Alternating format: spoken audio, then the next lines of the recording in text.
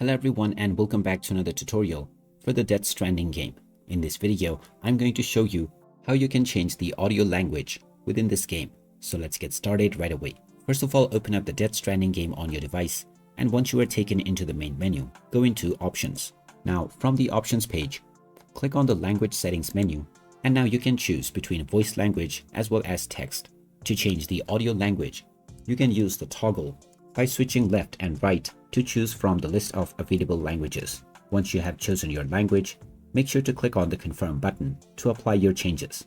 After this, you can go back to your game and your chosen language will be applied right away.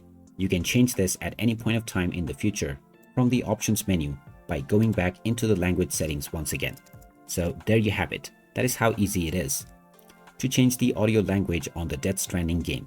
If you find this video helpful, don't forget to hit that like button and subscribe to our channel for more useful tips and tutorials. Thanks for watching, and I will see you again in the next one.